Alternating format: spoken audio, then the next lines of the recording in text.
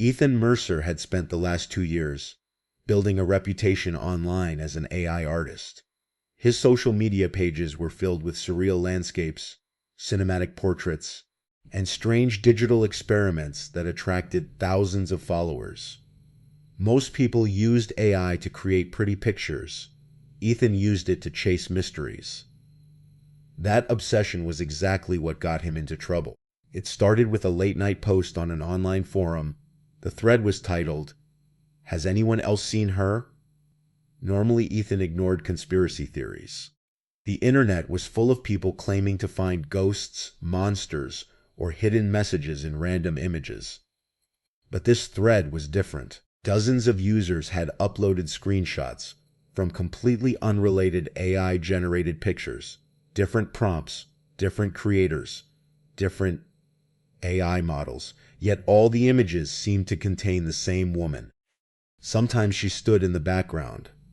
Sometimes her reflection appeared in a window. Sometimes only part of her face was visible. But she was always there. And she always looked exactly the same. Dark hair, pale skin, a small scar above her left eyebrow, and eyes that somehow seemed sadder than everyone else in the picture. Most people laughed it off. Ethan couldn't. The more examples he saw, the more uncomfortable he became. The similarities were too precise, too consistent, too deliberate. His girlfriend Maya noticed his growing obsession immediately. "You've been staring at those images for 3 hours. Ethan barely looked away from the screen. "You don't think it's strange?" "I think the internet is strange." "No, look." He zoomed into another image. The woman stood inside the reflection of a store window, tiny, almost invisible, yet clearly recognizable. Maya frowned. "Maybe people edited them." "I thought that too." Ethan opened another folder, then another, then another. Hundreds of examples. Every image generated by different people. Every image uploaded months apart. And every image contained the same woman. Maya suddenly looked less confident. "Okay, that's weird. Exactly. What are you going to do?" Ethan smiled. "Find her." Maya sighed. "That's exactly the answer I was afraid of." For the next week, Ethan did little else. He studied prompts, compared images, tracked uploads, searched metadata. Nothing explained the phenomenon.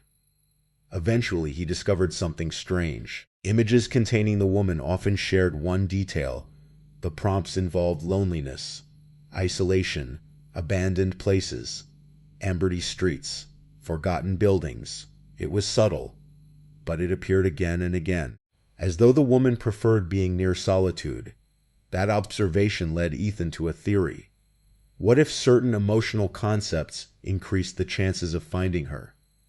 The idea sounded ridiculous, yet he couldn't stop thinking about it.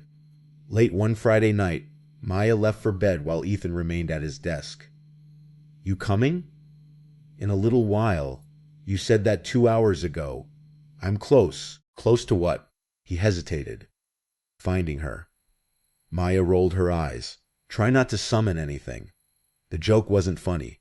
Not anymore. Around midnight, Ethan began generating images. Empty playgrounds, abandoned hospitals, deserted train stations, dark forests. Each prompt focused on isolation.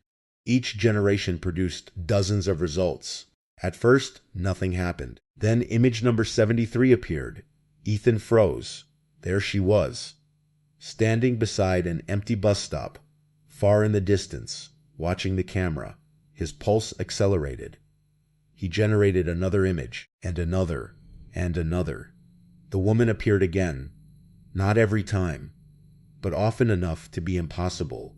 By 2 a.m. he was shaking with excitement.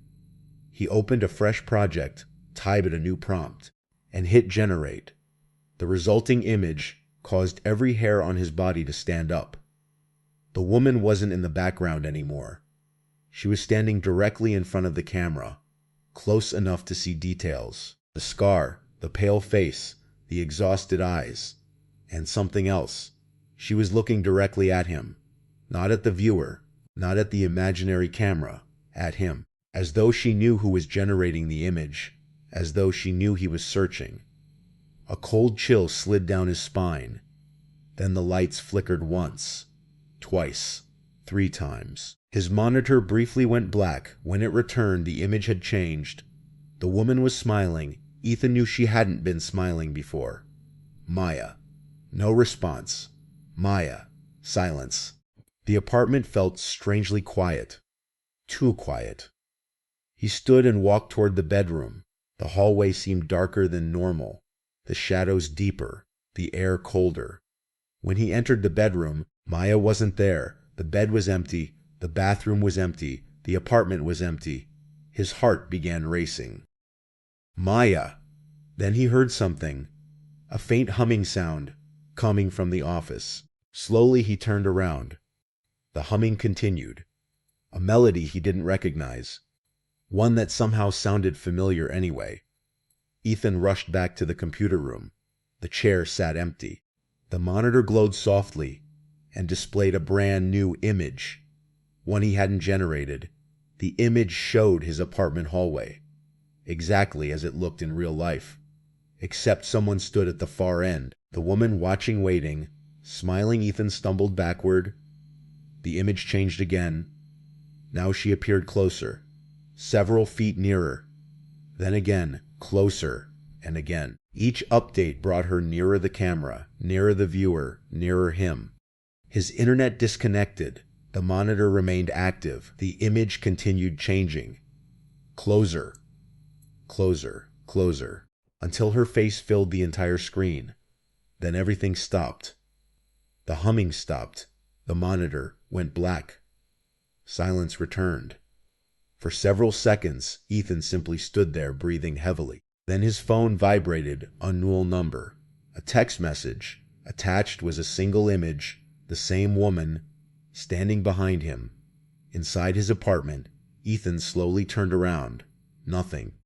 The room was empty, yet the image had clearly been taken seconds earlier. He could see himself standing at the computer. The angle was impossible.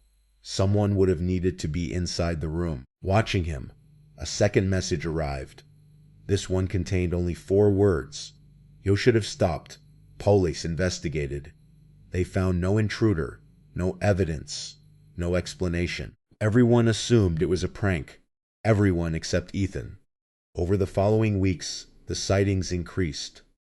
The woman began appearing everywhere. Rumfing's security cameras, Ronim photographs, even television screens. Always watching, always closer, always sad, and strangely, never threatening. One evening, Maya finally asked the question nobody else considered. What if she's not trying to hurt you? Ethan looked up.